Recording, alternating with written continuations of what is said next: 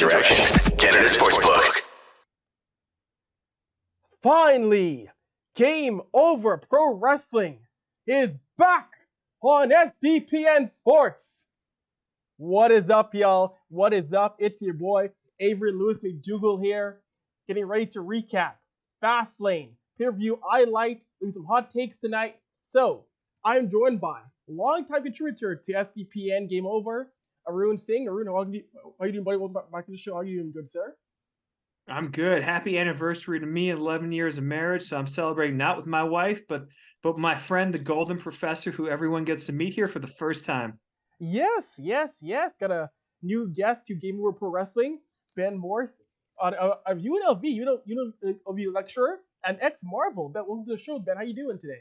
Hey, doing great, Avery. Good to see you, Arune. Happy anniversary, my man. Yeah, thrilled to be here. I'm excited that you brought a token American onto the show. I'm happy to fulfill that quota so we can ship this show over to the States. But I'll try to do as much of the show as I can in French, Arune. I just did it. I was going to say, whatever Gambit says, I can say that. That's what I was just going to say, too. We're so in sync. The only French we know comes from X-Men comics if you work at Marvel. Yeah. Oh, my gosh. That is funny. And also, too, Ben, as someone who grew up in Southern Nevada, part of my childhood, someone who's from UNLV, bonus points. Because UNLV awesome, man. Bonus points for that, Ben. Thanks, brother. That's the first time I've ever heard that. So usually it's the ex-Marvel, as Arune probably knows, it's the ex-Marvel stuff that'll get me through the door, especially at UNLV. I don't get a lot of, oh, cool, you work at UNLV stuff. So that's fantastic. A first for everything. Oh my goodness, that's funny. And of course, tonight, if you want to subscribe, please subscribe, and comment on the SDPN YouTube channel. We'll try to get to your questions, your comments, your complaints for any one of us. We'll try to address here on the stream tonight. So, Fastlane, 5 matches tonight. And we may as well start off right at the very top, a match I think everybody enjoyed. Plenty of tag matches tonight.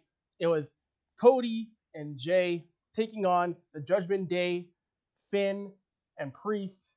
And it was a match that, in the end, saw Jay and Cody get the victory.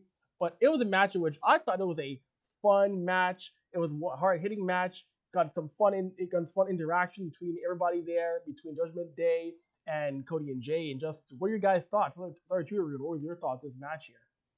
My thoughts brought to you by Prime Hydration. It hydrates you.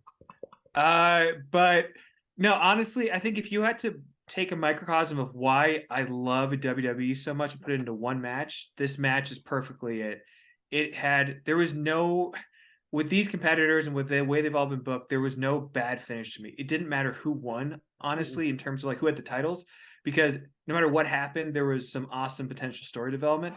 I think that we actually ended up with I did not think Jay and Cody were going to win. And this is something that will come up through the show, that it was expectations. The way SmackDown ended yesterday, I was convinced Jimmy was going to cost Jay, because this all feels like it's on the way, and I don't want to step down too much. Feels like we're on the way to a giant Survivor Series match. Yeah. So this is a really interesting ending. And I got to be honest, Cody Rhodes, friend of both Ben and mine, but also, I was going to say, I didn't want to blow up the spot, but Arune, one of us was at Cody Rhodes' wedding. Avery, you didn't tell us. I know. I try not to mention this every time because I feel cheesy about it. That's why I brought it up for you. Yeah, there's if you Google Arune Singh and Cody Rhodes, you'll also find when he put a paper bag on my head at I was there. I saw it. Yeah. It happened. Yeah. Ben was my producer at Marvel for that interview segment at San Diego Comic-Con. But Cody's a great guy. Finn, I think I've said it before, any guy who chooses to use his WrestleMania moment to promote Glad is aces in my book, in addition to being, I think, an incredible talent. I want to talk about him more. I also think, Jey Uso is my favorite wrestler in WWE right now. I do the bounce all the time. I actually do it in the mornings to warm up in the gym when I play his song. So it works. Previous to that, my go-to was the Batista entrance, because it really gets you to stretch down there. I wish I was kidding. I think Damian Priest is also just incredible. I think his facials, his response to everything is just tip top. And so it was absolutely a microcosm, like I said, of everything that makes WWE so great right now. Beyond that, Arune, the fact that the bell-to-bell action was phenomenal. There was plenty of times that I bit on false finishes, felt like anybody could win, etc. But you know what? To kind of underline what you're saying, why I think this is so emblematic of WWE at its best is that the good guys are incredibly good guys, and the bad guys are like villains to the T. And you can go with the shades of gray storytelling. I know a lot more, like, when you and I were growing up in the Attitude Era, there was a lot of shades of gray. But someone like us, I mean, we come from a comic book background, so having those like really clear good guys and bad guys works for me. And then having the bad guys who in their heads, they're the heroes of the story, right? Because Damian and Finn are definitely the heroes of the story in their eyes. But just the fact that Cody and Jay are just this stalwart champions of justice, and the crowd loves them. I still get a kick out of watching Cody come out just because of how into his entrance the crowd is. And that applies to Jay now as well. They're just super over. They have really good bad guys to play off of in the Judgment Day. I'm so glad they opened the show with this match because it really was, it was the most high energy. And wherever you would place it on the show, there's maybe one other match that could have matched it. We'll get to that. But really just like the energy was high, and it was a match where the heroes won. The bad guys went down because they're bad guys, and it just felt good. I think some of what you're getting at is it's nice to be able to watch wrestling and feel good. And this was that match. I think it's also really hard to make people cheer for baby faces these days because villains often have a really good point. And I think the thing about the Judgment Day I like is they don't have a point except they have each other's back. Like there's no deep Chris Jericho-esque, like, here's my reason. The good thing about them is that they are a family. They take care of each other, but they do not care about the crowd. They do not care about the greater good. I agree with you 100%. Hey, you guys make great points. Yeah, and that's a good point, is that for years of wrestling in WWE, for many years, there was a lot of gray area in terms of who was really a heel, who was a face. It was an old school style of, you know who the faces are, you know who the heels are. That was really old school storytelling. I like the fact that you had also two now after that match. You now have the fact that you have JD jumping in to try to make the save. He cost them the match, so now it's more storytelling. Now further on, it's like they lose the belts now. JD gets involved. Does this now continue? Does this now preview the breakup of that faction now? With that happening now the fact you get someone coming in, costing the match, and now the belts are off for Finn and Damian now. They've been doing a lot of teasing dissension, but I don't think. Sorry, Arune, didn't mean to jump on you, but I don't think it's going to be a full-on breakdown of the Judgment Day. I think it's more going to throw a curve into JD's involvement and what his role is. Sorry, Arune, go ahead. No, please. You and I have never found a pause we didn't want to fill. So I would say, like, I think, Avery, it's a really good point. I think you're getting at what I was saying too. Like, the ending was just great story, right? Like everything. That's the thing about this ending. Like these schmozzy endings, sometimes you roll your eyes. Like, it's like a lot of the Bloodline endings. I love Roman. I love the Bloodline. But you were almost like setting your watch for Solo's going to spike Cody at WrestleMania, right? Like you were waiting for it, regardless of how it played out. And in this case, I don't dread the Judgment Day coming out. They added the new wrinkle of Rhea embracing her effect on the men of WWE, which was really nice. Very smart. But I also think, like, we're clearly heading towards a big Survivor Series match. Yes. And so the Bloodline and Judgment Day are intertwined because, I don't think you have Rhea Ripley say, acknowledge me, without paying that off. Yeah. The question is whether are they on opposite sides of Survivor Series, or are they teamed up? That's the only thing I'm wondering about, because I could see either way. Absolutely. I think the part of it, I think the bigger thing this was teasing is I think the title belts mean Cody and Jay are on SmackDown more, and you put them against a returning Roman Reigns. Like, I'm guessing this Friday, Jay and Cody confront somehow Roman. And I think that's going to be really interesting if that's what comes to play. But, look, Avery, you and I have been, Ben and I have been running our Marvel mouths the whole time. Was this a match you loved as much as we did? Oh, totally. I enjoy it. I'm someone I'm on main event Jey Uso. I love what he brings as a face. I love the fact that the crowd is always hyped for him. I love the fact that the Usos in general, be it Jimmy or Jay, the crowd interaction has been awesome. And the fact that, hey, give it up to Indianapolis, a crowd that was in rhythm with Jay. Like, you see way too many crowds out of sync, can't keep to the beat. Indianapolis, well done with Jay Keane be with him. I love that too. Yeah, Indianapolis is well known for their dance skills. That's a key demographic there in Indiana for sure. Look at this, the Golden Professor dropping his knowledge. I love it. I know all about U.S. geography, guys. I know where the hot dance spots are too. Avry and Arune, I'm curious. Arune, you mentioned it briefly. The idea that Rhea is kind of building into more of a complex character as far as her effect on men. I also love the fact that Rhea is clearly, and they acknowledged it on commentary, she's the leader of the Judgment Day. Like, there's no more question if it's Finn, if it's Priest, but it's Rhea, and I think she's been the most compelling part of the Judgment Day since the jump. She's the one who made I mean, they all deserve their own credit. Dominic made himself, but his association with Rhea is what put him over. I'm curious what you guys think about Rhea as the kind of lead character of the Judgment Day. I enjoy it. She's been the glue to them together. And a great point, Ben. She, in a way, she really made Dominic what he is as a heel. And got him over, and she's very complex. I think that's amazing to see. I want to see where this goes. I do want to see how this continues going forward, because I think we're going to get a major payoff in terms of this all later on. But I think her as a faction leader, it's really cool and refreshing, because again, in wrestling historically, these kind of faction leaders have always been men. To have her as a faction leader, I think is very refreshing and very different for the company now, I think. I will say this, and Arune, you might disagree, and we can track this, but I don't see Cody and Jay being long-term tag champs. I don't know if it goes back to the Judgment Day.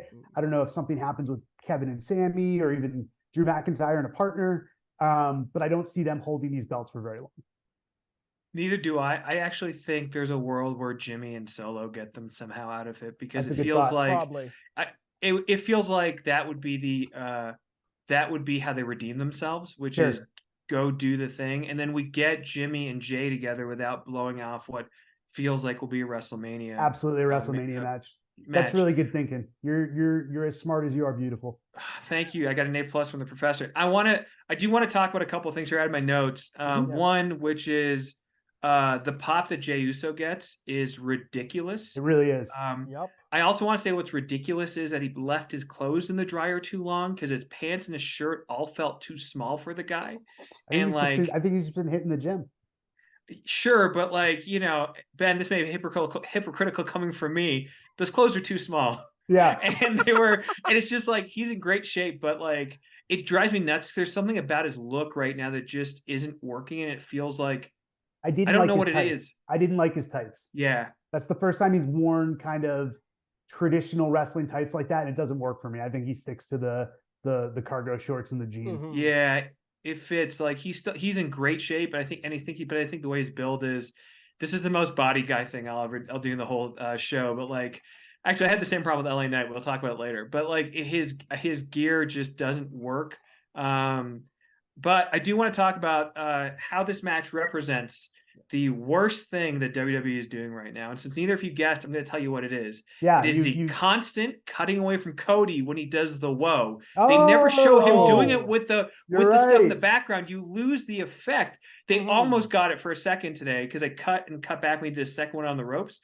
Like, it's the coolest looking thing. It would be like if Batista went down for the machine gun thing, the Gatling gun thing, whatever. Yeah, they show the crowd. You're like, I don't want to see the crowd doing it. We hear them singing every word of his song. Yeah. It's like, it's ridiculous. It's like peak Jericho Judas right now.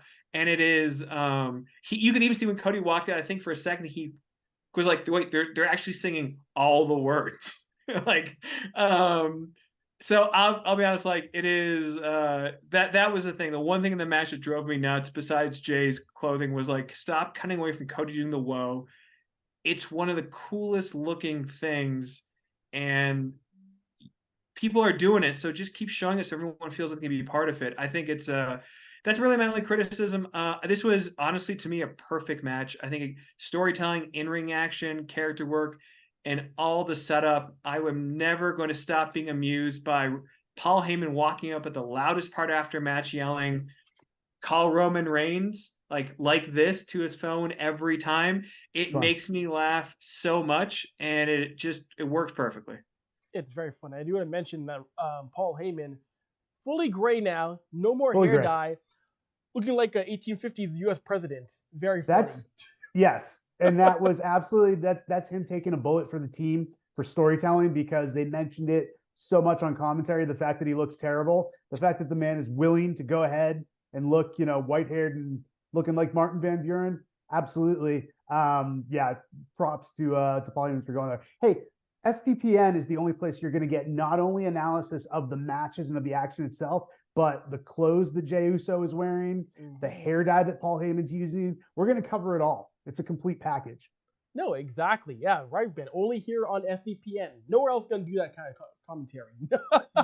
If we were in the 90s, do you remember recently in NXT when they had the whey, they gave like the whey powder to Austin Theory? Yeah. There would be just for Heyman beard dye. They 100% would have sold in the 90s. And like it would have wrecked your hair completely, but people would have used it. And it would have really just been old bottles of Ico Pro that they're Ico Pro. It would have been really bad for you. Before we get off this segment, because it's truly where I'm going to be the most loquacious, I want to make a statement and ask your response to this. I think Finn Balor remains the most underrated talent in WWE right now. I don't disagree with you. And I think a large part of why Finn Balor is so underrated is, and this is going to be going back a couple of years, but I think it's when Finn was supposed to become the guy, when he won the first Universal Championship, he immediately got hurt. And I think that's, he's never been able to, no fault of his own, but he's just never been able to factor in quite the same way. I think honestly, the work Finn Balor's been doing over the last few months, the Rollins feud right into the tagging with Priest, is some of the best stuff we've ever seen from Finn. And it should earn him a permanent place in the main event. But I do agree he's underrated. Who's your most underrated superstar, Avery? Is it Finn Balor or is it someone else? Ooh, someone else. I will agree. I'll say it's Finn, because you're right there, Ben. Like I was really surprised that he didn't get the title back. I was surprised it wasn't a Rhodes back when he got the title back. There wasn't ever a storyline of, I never lost my title. And that redemption, he came back and got stuck in the mid card for a bit, and then he's back now. But I agree, he's had some great matches, he's had some great Mania matches, so I'll agree with that. And there's very few matches where I watch him and go, that wasn't very good. He's always giving me a match where I want to see more of what he can do in the ring. Right, never disappoints. No, exactly, guys. And we'll get off the main match. We'll head off to the LWO versus Bobby Lashley and the Street Profits. And this is a match, of course. The big thing was who's going to be the third person. It started off 3-on-2, LWO having a bit of trouble. They were trying to hold their own, fighting in what was a handicap match to start things off. I thought it was okay. We saw Montez get his offense off, and Montez, as an athlete, oh my gosh, watching Montez Ford the man can jump out of the building. It's amazing to see what he can do. You saw him, Lashley, and Dawkins get their offense in the LWO, and then we saw, to the triumphant cheers of the crowd, Carlito returns, evens things up, and the LWO get the victory with an old school pop, an old school name coming back once again. Fellas, what were your thoughts? I'll start with you on the LWO beating the Street Profits and Bobby Lashley. I'm going to jump in with a couple talking points real quick. I didn't hate. There's no match tonight that I'm going to come away from saying, "Oh, I hated the match." And on a 5-match card, that's important that everything is going to deliver. And it was nice that I know, Arune, you wanted to talk later about kind of like the larger formatics of everything. When you have 5 matches, they're all going to get time to breathe. They're all going to be a little lengthy. My issue with this match, I thought Carlito looked great. The crowd obviously knew who he was, which is half the battle. Ray looks great. And I'll actually say that to counter something you were saying, Arune, I think that Santos Escobar might be one of the most underrated guys in WWE right now. And I really am nervous that he's going to get lost in the shuffle. I saw that in this match. I don't want him. I know conventional wisdom says he's going to turn on Ray at some point and have a nice heel run, but he's just such a smooth performer. He's a good wrestler. And he gets the little things and he does the character stuff. His match with Ray for the US title on SmackDown a couple weeks ago was tremendous, but also the way he sold the loss and how devastated he was by it. Great stuff.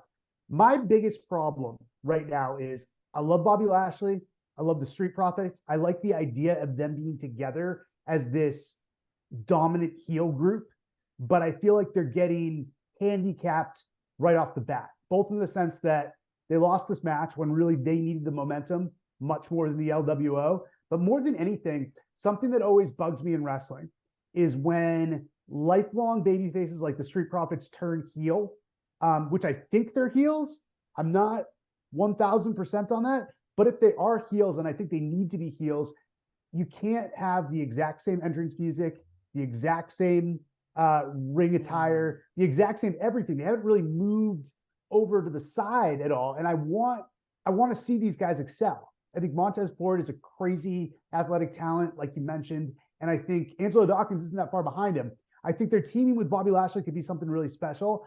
I honestly think WWE is dropping the ball on these guys a little bit right now. They're beating them too quickly, but more than anything else, they're not letting them fully embrace being bad guys, which is something I think we talked about with the first match. Yeah, it's funny. It's like you're stealing my notes. My very first note in this, other than the fact that I like that there was a mystery, was that it was weird that there's no shared introduction, and it's really weird to me there's no name for the group. So my charitable reading of this, branding. Yeah, exactly. My charitable reading, because they had that whole like it's not personal as profits, which is a great line. Great line. And it does feel like if you're not going to call it the profits business or the hurt profits, like it's got to like they were all just called the profits together. Like I don't know, something, it could be interesting. But I will say not having a shared intro is weird, but my charitable reading of it is maybe that's the story they're telling, because they made such a big deal about how both Dawkins and Ford were cocky going into the match, starting the match, and Bobby Lashley had to be like the adult in the room about it. So like I think there's a world where you could read this as they're trying to go heel too hard. You know, like they're almost like over correcting, like, yeah, we got this. Like there's that quote from Dawkins in the package where he's like, easy money, baby. And you're like, I could almost hear Lashley slapping him across the face and be like, just calm down, you got to win. This is a match, a good example as a contrast to the first one, where I don't know how, and I'm not a wrestling booker, how you come out with both teams winning this, because someone has to lose the match, especially when you know you've built in. Like if it was Joaquin and Wild, you knew where this was going. But bringing back Carlito, you can't have Carlito come back and lose, so LWO has to win. But then the Profits and Lashley, it hurts to say it like that because they should have a name. They're not a thing yet, even though the gear is finally matching. Like they're just not a thing. And my hope is that this is just like a transition for them. Like this is part of their lesson, and this will be, you'll realize this was a benefit to their story, because if they'd won, you couldn't teach the lesson the same way. So like, I'm hoping this gets there. It's an unusually bumpy ride for something that felt like such a home run from the beginning. The minute you put them together, you're like, yeah, of course. But I don't know, Avery, how you know, you threw it to us, we'll throw it back to you. Like, how did you feel this? I'm surprised. I thought I was gonna be the most critical of this match, but it sounds like we're all kind of in the same place on it. Mm-hmm. Yeah, I'll start with the whole packaging. You know, it made a good point how if you're gonna have this team go heel, you would want some more changes, because I mean the Profits, you know what, end of the day, they're charismatic, they're funny. You can't really kill that too much. The fact how they're as like a charismatic and different, it really still feels like it's a Profit just in suit, just $1 million suits. Like that's what it really feels to an extent with this heel run.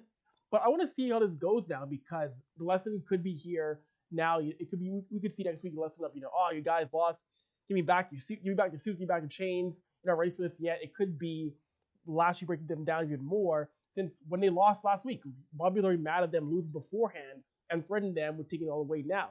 You could see it happen now, and Lashley say, you're not worthy to wear this now or represent me. So I want to see where that's going to go, if there's an anger towards Lashley because they lost now. But it'll be interesting to see. And it's a good point, too, or how you can have Carlito lose, who, by the way, looks great. He looks amazing. Yeah. He still looks phenomenal when it comes it's to... It's not that he looks phenomenal. Talent. He looks better now than he did 10, 15 years ago. Speaking of Ico Pro. Yeah, speaking of Ico Pro. Carlito did not look like that in 2005, believe me. And they made a point, like the physique, like he looks better than before. And I feel like that was the thing. I'm going to interject and ask, what do we feel about the music? It didn't bother me as nearly as much as it seems to be bothering everyone online. I was not so dead set on him needing to have his classic music. It was fine. It was catchy.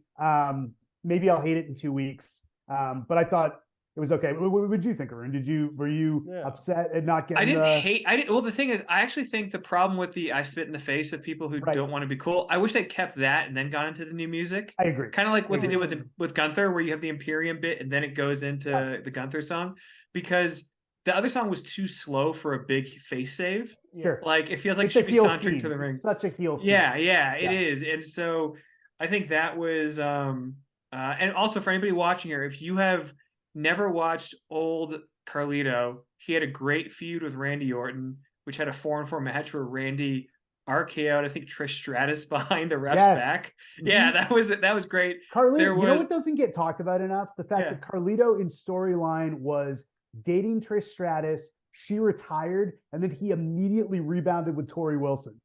You remember that? Yes. It was Carlito. Dating. Did Carlito also get the talking to from Ric Flair back in the day? Yes, he did. Yeah. Before we get too much into Carlito, guys, I don't want us to jump off the Street Profits entirely. Before I just note, responding to both of you guys, that I absolutely agree with you that I think where the storyline goes next is Bobby Lashley kind of dressing them down and them having to come back and build themselves back up. To kind of like, I gotta break you down so I can build you back up stronger. I think that's the next logical step. What worries me is the damage already done. If you have these guys losing their first like 3 matches as a team under Bobby Lashley, do I really believe that Lashley giving them new gear and a couple talking to is enough to turn them around? You know, that's my concern. I got 2 words to allay all those concerns. Judgment Day. Yeah. Remember how off course they were? They were DOA. Yeah. And you're not talking about Disciples of Apocalypse, are you? You know what? Get out of here. But it's they were and then it just suddenly it started working. Right. And all it took was for Rhea to crush Dom between her thighs and everything turned around. That's what I'm just like, I agree with you. I just don't, I don't want to roll the dice so many times. Like you don't dominant heel factions that start off with losing streaks sometimes cannot be turned around. Sometimes they can, and sometimes lightning strikes, but there are times where I just worry that they're killing this experiment out the gate. Okay, so I want to play a game here with you guys, and we'll make it quick. Pick one. If they're going to, let's say they rejuvenate this by adding one more member. Who's the member you would add? I'll tell you who I add. Bobby Lashley says, I've got a real competitor, somebody's going to show you how to be a champion, and they're actually willing to listen to me. And in walks Bianca Belair. That's my pick. Same page, man. Yeah. You said it before I could. I think adding Bianca would be, I think a lot of people are going to talk about, they need to add Jade Cargill. I think that I've seen that narrative online. I agree with you, Arune. I think Bianca is the natural addition. She's connected in real life with the Street Profits, and they have great chemistry. But I do think, she's that fully realized, successful athlete who could turn this around. I'm with you. Avery? Yeah, Bianca is a great choice. You mentioned there Jade. I think Jade, she is her own thing. Jade is bigger than the Profits. Like she'll overshadow her own thing. Exactly. The way she came in tonight, the way she came in the car with Triple H, like no, she's her own thing. Don't put her in a faction, in a group. She's her own thing. Like don't put her in there. Bianca is a much better fit, I believe, guys. Yeah. I also want to say before we move on to the next one, and I'll just note we skipped over the great Pizza Hut commercial. Bad News Barrett Pizza Hut commercial? I didn't notice. We can get into that. Bad News Barrett making his return. I want to say we talked about this last time, Avery. The WWE that we grew up with that had DX frame the Hart Foundation for Racism Against the Nation is now the one probably doing the best, most prestigious big-time reintroduction I can imagine with a black femme wrestler. How the times have changed. How freaking cool is that we don't even think about it anymore. Thank you, Bianca. Thank you, Sasha. Thank you, all the women I'm thinking about who paved the way for this. We don't. It's just like, no, it's Jade. It's like, I'm sure people who are, who Venn diagram with this, and Avery, you may feel a different way than I do, of course, about it, but like, I just see Jade and I'm like, this is so freaking cool. But I'm not, like, they've normalized BIPOC wrestlers at the top of the card holding the belts, and we're just used to it now, and I love that. You know what else is wild with Jade, and it's kind of repeated with Cody as well. And this is, I'm not moving towards the topic you were just on, Arune, but just Jade as a star is that there was never a time where Jade was in AEW that I didn't feel like she was a huge star. And I kind of imagined I was like, well, WWE is going to be great, but it's going to be a lateral move. She looked 10 times the star she was in AEW tonight on the pay-per-view. I don't know how they did it. She didn't say a word, just the way she walked. I mean, she carries herself incredibly, like right off the bat, but I was shocked. And again, going back to the Cody thing, when Cody came out at WrestleMania, I was like, I mean, he's still Cody, but there's an added level, I think, of desire on the part of former AEW wrestlers to really show up in WWE and show that they belong in the big time.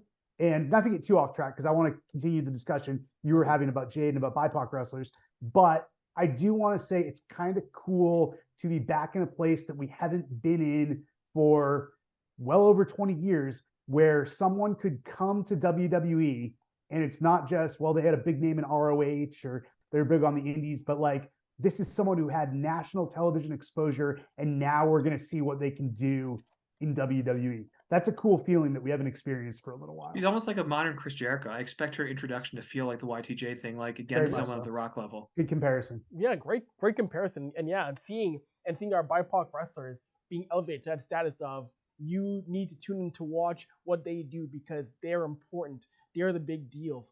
I love seeing that now in 2023 and seeing Jade. You saw the attention of her on the Ring Wrestling Show, on ESPN. Like, Jade's going to be used. She's going to be the next crossover name that'll appear on mainstream programming, like, say, Good Morning America, other programs that WWE has connections to. Like, that is going to be where her trajectory is as she remains in this company long term, hopefully.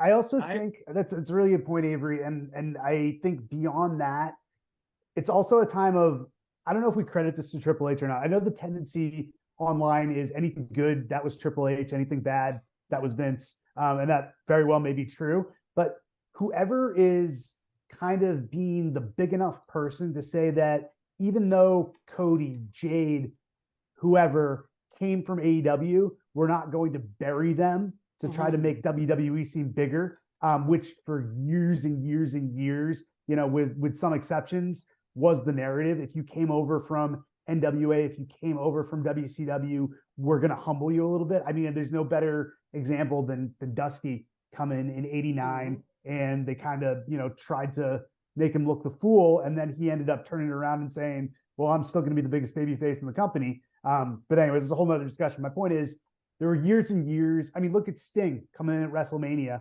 and losing to Triple H. I think we're seeing an era now where if you make your name somewhere else, they're going to appreciate that and make you an even bigger star. Agreed. Yeah, no, totally. I could not agree more with that point, Ben. We'll move on from those first two matches to our next match. Iyo versus Asuka versus Charlotte Flair for the Women's Championship. This was a match where it was okay. I thought it was okay. I did like that when match we get Asuka, missed immediately. I like that Asuka. Bell Rings, missed. I love that immediately. Going for the win. Cool. I thought that was freaking funny. I enjoyed the match more when it was just Iyo and Asuka. I enjoyed that much more than when Charlotte came in. I thought when Charlotte came in, the match slowed down a bit too much for my liking. I've never been the biggest Charlotte fan though, but I really would love to see more Iyo and Asuka in the match one-on-one together. And then of course, match goes on. Damage Control gets involved, even though Iyo said, we don't want you guys involved. Stay backstage. Bayley gets involved in the match, creates a distraction which referee doesn't see. Asuka topping up to Charlotte. Iyo ends up getting the victory, and Iyo retains her championship under interesting circumstances. So to me, it was an okay match in that aspect. What were your guys' thoughts on this match? Let you go first, Arune. Yeah, I'm gonna say, talking out of both sides of my mouth, I think there's moments where I read into like sometimes Charlotte looking for the crowd to cheer, and I realize she is so underappreciated for what she's done in the company. Yeah. And at the same time, I kind of feel like she is the next WWE superstar who needs to go to AEW. They need, like, I actually think Charlotte, for everybody's sake, the WWE universe does not appreciate what she does. And I my big note I wrote here is, will Charlotte ever be cheered again? And this isn't like the Cena boos. I think there is a genuine just not an understanding of what her talent is. But I also think like her going to AEW would be great for women's wrestling there. And if it's great for women's wrestling there, it's good for women's wrestling as a whole. And I think that's like, I think she would fit there. And there's a ready-made story with her coming in, and they could play up the whole like, oh yeah, lol, Charlotte wins kind of thing.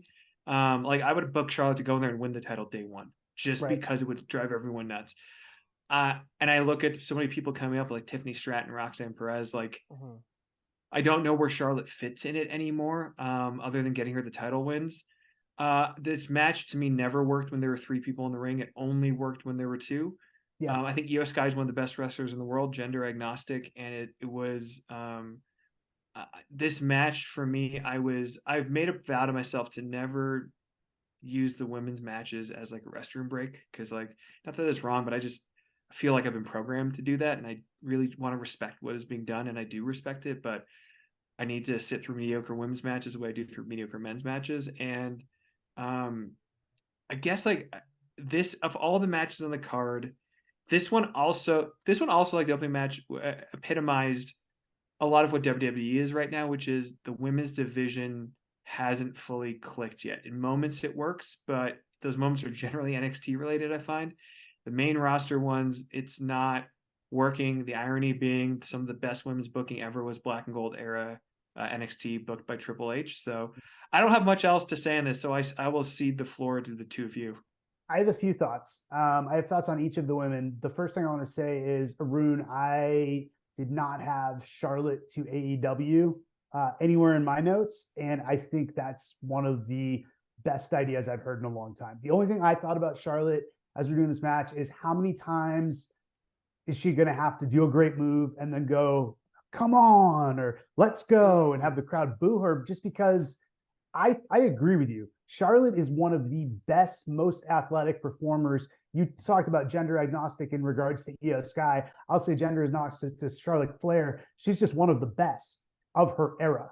She's an incredible performer. My fix was simply that I think she has never worked as a babyface. And the more they try to program her as a babyface, the more the crowd turns against it. So my easy solution was like, well, she should just be a heel. Your solution of, well, she should go somewhere else so they can fully appreciate what they have, I think is a much more elegant solution. I applaud you for that. What I thought of the other 2 women in the match is the incredible thing about Asuka, and I don't think we give Asuka enough credit for this, is no matter how much is done to her, no matter how many times they, like, since she initially came to the main roster with the undefeated streak, and she lost, and they put her in a tag team, and they turned her heel and they turned her babyface. No matter what they do to Asuka, she never feels like less of a threat, and she never feels like less of a big deal. They can put Asuka in a title match with no backstory whatsoever. She is just one of those special performers who makes you believe that she could take the title. And then Iyo Sky, another theme that I noticed throughout the night, and as we get into the last 3 matches on the card I want to talk about, is the fact that I do think the future of WWE is secure, because you have some young stars and some new stars. I mean, we can go back to even Jay as a single star, or Cody as an AEW transplant. We just talked about Jade, but look at Iyo and look at a lot of guys we're going to talk about in the next match. There are some really incredible young talents in WWE who, the most impressive thing to me is that they absolutely feel like they belong. They don't look out of place.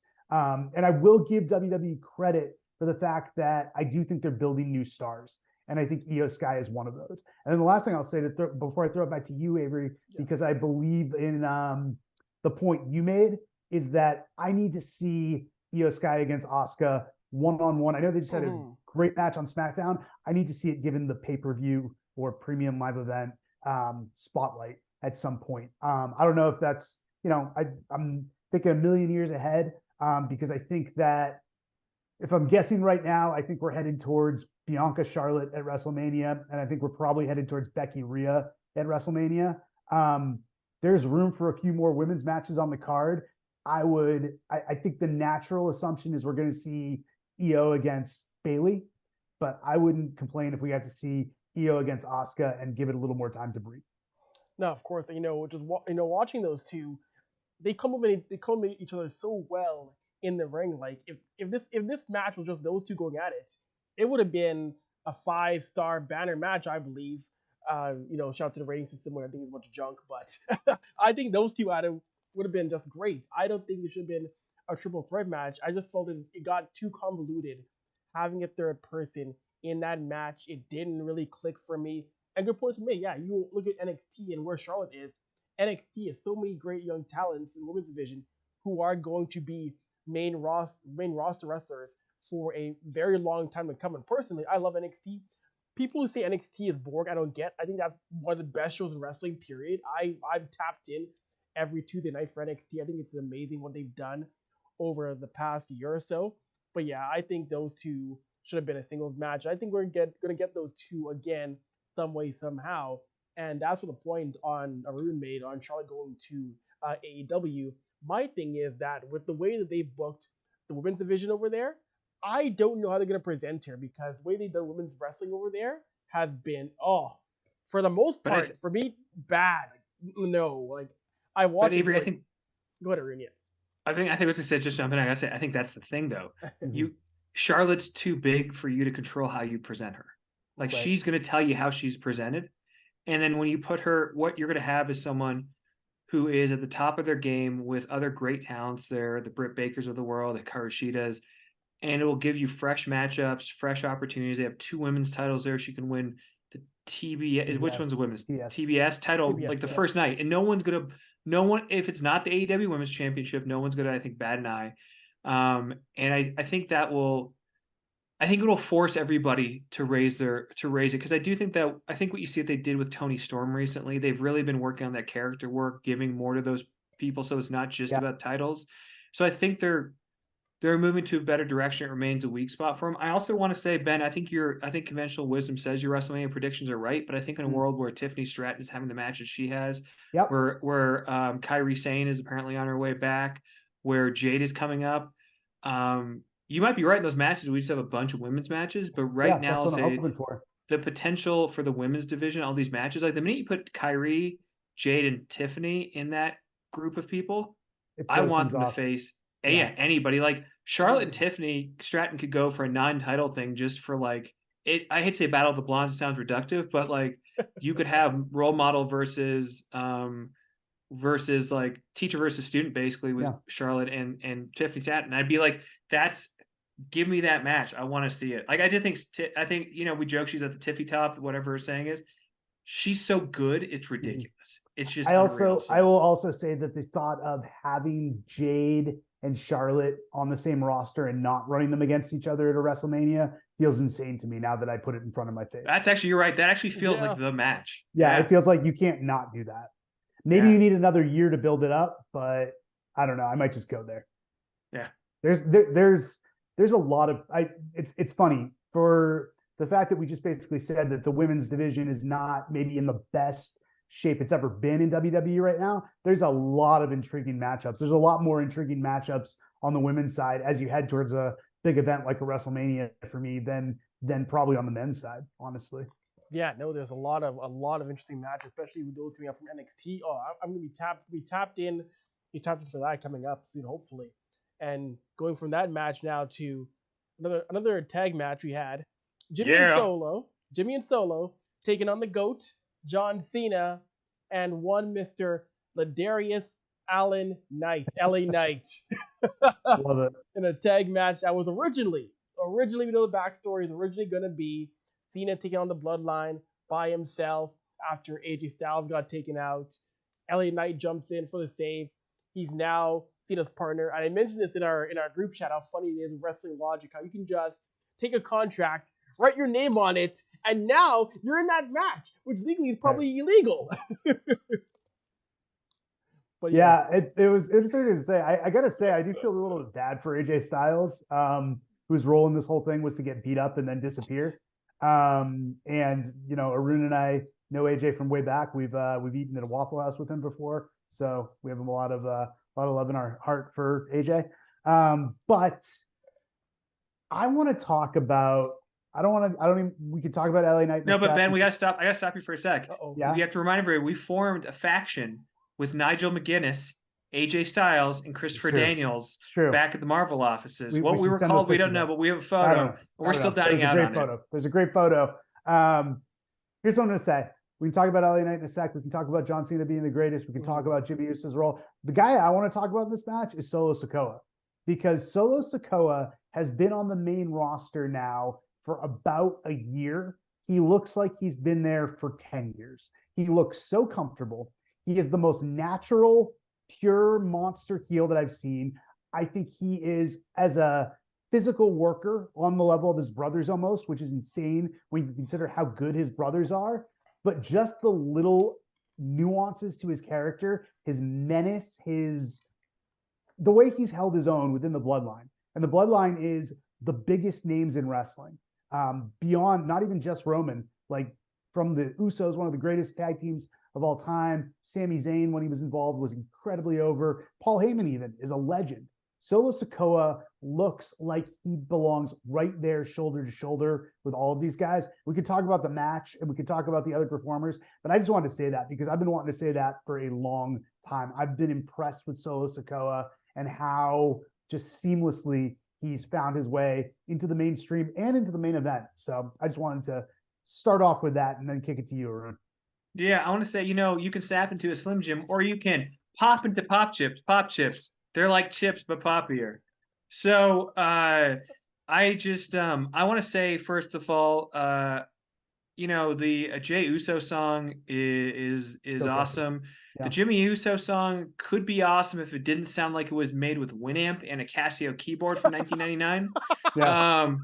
Because it just kills me every time it starts. I'm just like, no, I know this. This was an old crappy ringtone I had in my phone for Danger Zone that I used to wake up to. I'm pretty sure I grabbed Jimmy Uso's theme song off Napster in 2002. Yeah. Honestly, if they had Titantrons and the opening of his Titantron looked like Winamp or Napster, half the people would not get it, but we would pop for it. Yep. Avery, I think you're a bit younger than us, but I appreciate you working with us old men. We'll explain this all to you after the call, Avery. Back when we had to put CDs into a computer to access the internet and you used your phone line. I'm not that young. I know what that means. It's like I know it. I studied it in school. It's part of someone I just heard someone talk about they're like, I love old music, and I'm like, and they were talking about I Want It That Way in Shape with My Heart from the Backstreet Boys, and I was like, no. Time has passed. I will go and drop off my daughter at school, and I see all the other parents wearing like Nirvana t-shirts, and I'm like, oh my god, all the parents are young and cool like me. And then I think for a second, I'm like, no, wait. No, look, you're either willing to spend a ton of money on NSYNC concert tickets next year, or you're sane, or you're a young person. Ben, if they're in Vegas, we're gonna come see you, Megan. Okay. Anyway, sorry, we're gonna make social plans here. I want to just say the LA Knight pop, it's just undeniable. Yeah. I will say what's also undeniable is he needs new gear. So that jacket looks too small, and those tights there's no character in his gear, and he might tell me, well, these are all, there's a meaning to it. That's fine. I don't know what the words LA Knight mean, but if he's the megastar, I want him looking not like Ric Flair or The Miz, but I want him looking like a megastar. And this is a clothes thing. The dude is jacked to the gills. He has slightly distended abs. It's not a criticism, but because he's not cut like Finn Balor, those tights, it all just drives me nuts. That is really those are the only things I have to say about the intro to the match. I don't have much to say about the match because this is the kind of match you need. It was going to go exactly the way you knew it was going to go. Mm-hmm. Great participants. I don't want to take anything away from anyone, but it was a fait accompli. I think this intersects with it ends up intersecting with the new tag champs somehow on Friday. I also think for me, this match was a victim of expectations. When you have the Bloodline and the Judgment Day form an alliance the night before, I expect to see it carried over, and I think the lack of this in the show really bothered me. My main thing was, if you told me they were trying to turn Cena heel by continually calling him the greatest of all time, I'd believe it. Right. Because I don't even know if I disagree with it. It's just annoying to hear. You know what's wild though is how long Cena played the babyface in peril in this match, though. Yeah. Like Cena was for an older dude who's being positioned as a legend. Like you never saw when Hulk Hogan came back to team with Shawn Michaels, you didn't see Hulk Hogan, selling for 3/4 of the match, and that might be a weird comparison, but it's all I got. It was just weird to see John Cena in that role. As it's interesting that they are positioning him as the greatest of all time. They are positioning him as this incredible legend, but he looks very vulnerable. I think this speaks more to Cena and what a giving performer he is. Because look at that, he put over Austin Theory clean at WrestleMania. He's been making guys look good since he came back, and in this match, he made LA Knight look like the big hero of the match. How much longer do we get Cena? I don't know, because the writer's strike is over. So the question is, how long is the actor's strike going to be over? And then when is Cena going to be headed back to Hollywood? But I am interested to see him in this role. What do you think, Avery? No, I agree. I was surprised to see Cena being beaten down for what it's felt like forever from both Jimmy and Sola. And again, it goes to show how it's a great point, Ben. Since he's come back, he's put so many guys over. He's made them look strong. He's made them look like $1 million. I thought that was really cool to see. But that's the thing that Hogan would never do. That's our different for a different day. I have my thoughts on Hogan, but but no, it was really cool to see. And then you get LA Knight coming in finally. I thought he looked great aside from the too small gear. I thought he looked great in this match with what he was able to do. I thought it was an above average match though. But I'm gonna miss Cena when he's gone, because when John Cena is here in WWE, it's must watch TV. You stop what you're doing to go see a SmackDown or go see a PLE when Cena is involved in a role. So it's a good point, Ben. I wonder what the plans are, or if there are any more plans, considering that we might wake up tomorrow and hear that the actor strike is over. Yeah, no, I think that makes sense. And the only thing disappointing about John right now, and I'm the worst. This is going to sound like Arune criticizing Jey Uso for having clothes that are too tight, but it's really just the receding hairline that's bothering me when it comes to John Cena, which is the most hypocritical thing I could possibly think of to say, and probably represents that we may have said all we need to about this match. Do you have any final thoughts, Arune, or should we move on to the main event? I can tell you this bizarre thing I've started doing at my age. I'm only 42 on Tuesday. Hey. But send your gifts to SDPN and they'll get it to me. But I actually keep thinking about what the package is going to look like. The in memoriam package for Cena will look like, and like how many. I know there's been a lot of debate about did he bury the Nexus, whatever else, but like I just think about his charity work. I think about how many people he did make, how many people he's worked to put over, how many people, like you talk about AJ Styles, guys he was happy to make look like stars, at least from the outside looking. He seemed happy to do it. Kevin Owens. Yeah, Kevin everybody. And like, I think if we listen to greatest of all time, okay, this is my distinction. If greatest and best mean different things like sports entertainer and wrestler, yeah, I think he probably is the greatest of all time without a doubt. Is he the best of all time? I know that's Natalia, but like it is, that the answer is probably Daniel Bryan. The answer is probably Shawn. My answer is always Shawn Michaels or Bret Hart. I don't think you get better. Shawn Michaels, yeah. Yeah, but like, it is, but greatest, almost like the theatrical sports entertainer way. Yeah, I think he is the greatest of all time. And I think his Hollywood career as it grows, I love his Peacemaker stuff. I think he's what he's cemented himself as in pop culture is greater and less toxic than Hogan. And I think is even more impressive given the time it was done in. So like, I think the greatest of all time almost is indisputable if you subscribe to my interpretation of greatest. But what I do subscribe to is actually moving on from this match to the main event for Avery's sake, given how late it is over there. Fair. Now, good point, Arune. Good point. We'll wrap things up here with the heavyweight title match. Shinsuke, Seth Rollins, last man standing match. One of my favorite match types in all of WWE, because we never know where the match can go. Wait, what? Really? Yeah, I love last man standing. You're match. a last man. You're the first. You're the one. He's the one. Yeah, you're the first human being I've ever met who said that. Really? You don't like last man standing matches? Really? No, it's not about whether I like him or not. Yeah. You just you gave it the Grayson Waller rub, verbally right now. And I've never heard anybody give those matches that kind of enthusiastic. I have never heard anyone say my favorite type of gimmick match is the last man standing. I love this. They're usually tolerated at best. the idea of being somebody so bad that they can't get up to the count of 10, I think is amazing. It's always the most hardest hitting match with weapons involved. Most of the time, it leaves the ring. I really love those kind of matches. I'm a kid who grew up on the Triple H Shawn Michaels last man standing match, which was just brutal as hell. So like Yeah. I enjoy the idea of keeping somebody down for a count of 10 and referees can't do anything. I think that's a really cool thing to see with how it goes. And we saw right off the bat from Shin and Seth, weapons, violence, and of course the storyline. Seth's back is falling off the boat like some ribs.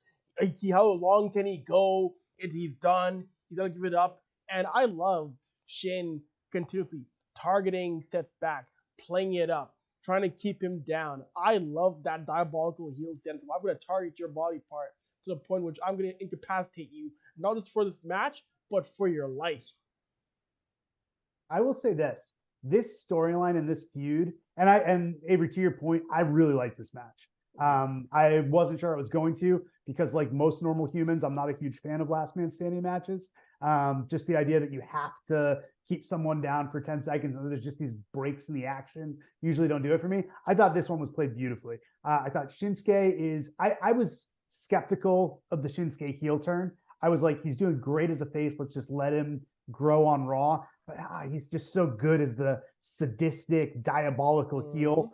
But really the story for me here has been how much this, I've always been a Seth Rollins fan. I have not been a huge fan of this iteration of the character, just because it was so out there and weird to me.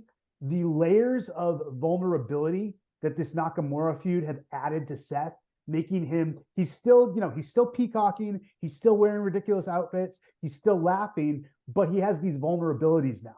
His back, his family, the fact that he could lose it. It's the same as watching Shawn Michaels in 2002, and every time anyone put a backbreaker on him thinking, oh man, that could be it. He could be done. The fact that Seth has that now adds so much to it for me now. And I think honestly, coming into this, the fact that Shin is such a good heel and the fact that Seth is finally clicking for me again as a babyface, because this version of Seth, the family man whose back is in a million pieces, who just wants to be the workhorse and hold on to the title, that's working more for me. What did you think, Arune? Ooh. Not to put you on the spot. Okay. I think these are both excellent wrestlers, and I want to be clear. I think Seth is an all-timer. I am a client of his fitness company, Dead Boys Fitness. I have quite literally trained with Seth Rollins at least one morning. What a flex. I don't know. I mean, like, you pay to get in. It's not like it was my money for it.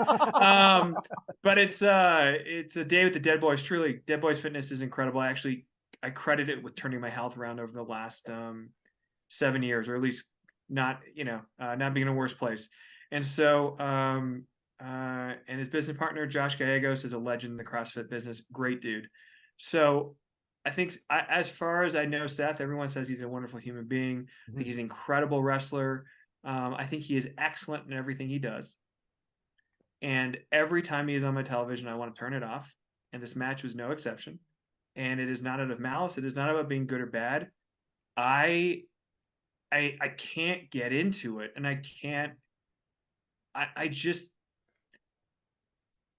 this was meant to be the workhorse title, and it feels like it's in a death grip of never going to anybody else. And there is bias, because I really thought Finn Balor should have won it, and it should have hot potatoed back to Seth, and it could have been a story about how Finn can't really get it done. Whenever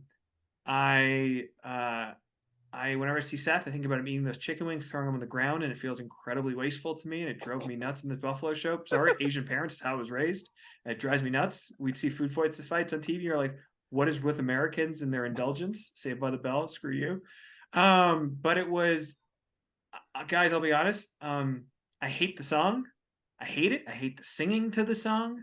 I think Shinsuke looks like a killer, positioned like a killer, and it really, really bothers me that no one is taking the title from Seth. It is a problem, I actually think, in WWE right now. We have so many titles. The U.S. title needs to come off Rey Mysterio, unless he's got a real feud for it coming up soon. Gunther is great. Obviously, it's going to be Gable at some point. So, like, I'm good with that because they're telling a great story, but that needs to come off Gunther at some point. I don't want everything hot potatoing. Like, it doesn't need to be like that North American title stuff, which is great, but everything doesn't be that way. But it is, this title feels in death grip. And if the other titles aren't flexible enough to move out of it, this is a good example of what I want from something is not what it's meant to give me, and that doesn't make it bad. But like, I want Seth Rollins to be happy, healthy, do everything, but I want him to come out tomorrow and go heel by being like, Shinsuke was right. I was faking the back injury the whole time. That's all I want. And he's like, ha, you guys are idiots. I'm in then. But like, I can't find my way into it. The story, the wrestling's fine, but like Avry, look, truly only in SDPN will someone ever say this is their favorite kind of match. Love you for the honesty there, man. That is incredible. Yeah. But I just like, man, this was a perfect confluence of it's not what I want. And so like, I don't have much to say. It's just not what I want. Like, it's good as it is. I don't like Zack Sabre Jr. I am bored watching Zack Sabre Jr. I am bored watching Kenny Omega. I am bored watching Will Ospreay. I am bored watching Jay White. I am about to get booted off the show by people watching this right now for my. It's not with them being good or bad. It's not my thing. There was a comic book writer, Kyle Starks. We were talking about wrestling. He's like, "Who are your favorites?" I'm like, "I love Finn Balor." "Who's your favorite of all time?" "Bret Hart." He goes, "Oh, you like boring wrestlers." And like, maybe that's why I like Dean Malenko so much. Maybe that's why I like the guys I like. But yeah, like I can't emotionally find my way into any of these characters, and it all just feels like good wrestling, but I want sports entertainment, and I can't find my way into it. Right. No, it's fair. I enjoyed this match. I enjoyed the match type because just seeing Shin try to do everything to keep Seth down, and he wouldn't stay down. That's the reason why I like this match type so much, is where there's one wrestler who gets beaten down, but everything from chairs, tables, ladders, a fan sitting in 302s used to beat the person down. Like, I love the fact that there's the wrestler so frustrated that the other guy can't keep him down. Even Michael Cole was on commentary screaming at Seth, "Please stay down." I will jump in on that because I almost forgot I wanted to make this point, Avery. I love Michael Cole. I'm a big fan. When they call him the greatest of all time, I don't know that I agree with that, but it's not far off. He is the true workhorse. If Michael Cole one more time telegraphed the fact that Seth Rollins was getting up by saying Seth Rollins is not going to get up, I was going to jump through my television. It was incredibly aggravating. And to Arune's point, I wasn't going to come in super negative on Seth just because, Arune, honestly, I was with you as of a few weeks ago. During the Finn feud, I was like, just get the title off this guy. He's driving me nuts. He's won me over solely with the Nakamura feud. That being said, did I want to see Nakamura win the title tonight? Absolutely. Were there 2 or 3 times where I'm like, that would have been the perfect spot to give him the title? Yes. The miss off the ladder through the table should have been it. I want to see what I agree with you, Arune, that even though Seth has gained some mileage with me, I want to see what other people are going to do with his title. And I like the idea of Gunther holding his title, Roman holding his title. Ray can go or leave it, whatever. But I do want to see someone else get a shot with this supposed workhorse title, see what they can do with it. And if Seth can find his way back to it, great. But yeah, I'm not totally removed from your opinion on what you're talking about here. I think the other part of it, and they worked to address it, was I think this is expectations reality. Like, to me, because this was not a story I was interested in, it didn't feel like a main event to me. Like, I was kind of surprised. I was shocked it was the main event. I was shocked. Yeah, LA Knight felt like it was going to be the main event to me. Right. I think this is respectful. Give the title and give Shinsuke another pay-per-view main event. I'm all for it. Sure. I'll be honest. I thought the Judgment Day stuff with them not going for the title was a swerve, because they're like, look, we knew you were watching. And so I was waiting till the end for them to come out, because I don't see how Priest being injured is actually the issue. They'll just beat the crap out of Seth, who's already injured, do their moves on him, and then Priest pins him. Mm-hmm. Like that, it feels like it still should have worked just fine. And it was I'm glad they addressed that and they didn't just like not address it with a segment, but it felt weird to me because it just felt like it felt like they were telling us they wouldn't be there, so of course they would. Like, when WWE tries to manage your expectations, you don't believe them because you assume you're being worked all the time. Right. But I'm glad you look, I'm sure lots of people loved it, and frankly, that's what counts. I think we're at the end of the pay-per-view, and so yeah. I'll just say, I don't think there was anything actively bad, even if we thought the women's match was clunky, right? Actively bad did not exist. I think my problem is, and that's why I said the hot take I said at the beginning, it's like I almost didn't, for me, need anything after the opening match because that was everything I wanted, right? So the positioning is kind of the issue.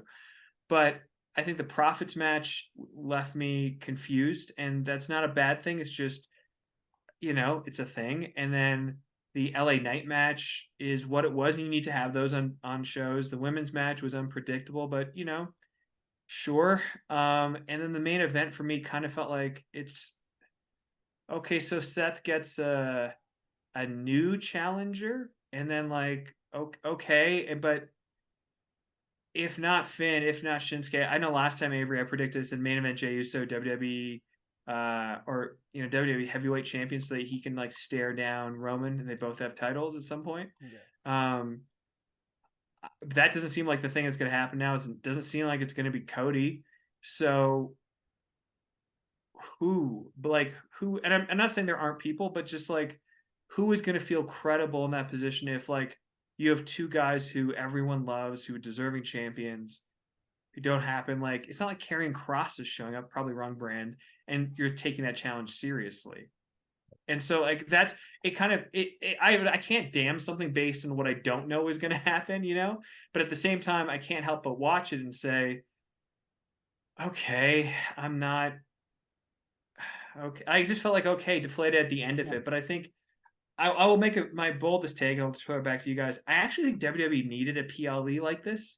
They needed to for a show called Fastlane. They did need to slow it down and reset expectations of what these are going to be, because I think it is hard month after month to pull off what they've been doing, because it requires shocking changes and swerves and or a match like a Gunther Gable level just classic happening, and that can't always be what is going to happen. Sometimes people got to learn as they go along. Or be imperfect, and so you got to have a middle to the story. Yeah, and I think that's what this can be, and this is the middle. And then next month we're going to be at Crown Jewel, which I have a whole bunch of mixed feelings about that show. Absolutely. But it is, but that is where maybe something big will have to happen at the show, and they have to save it for Crown Jewel because that's the deal. Yeah. To go in summary before we let you have the final word, Avery. Did I enjoy watching this? Yeah, I had a good time. I liked every match. They all entertained me. But the ultimate litmus test, and I'm a professor, so I have to give tests. Would I rewatch this show at any time in the next couple of years unless I had to? Probably not. It's not going. And I think that's the problem. Not a problem, but that's what Arune's describing, is that, for every WrestleMania, there needs to be a Fastlane.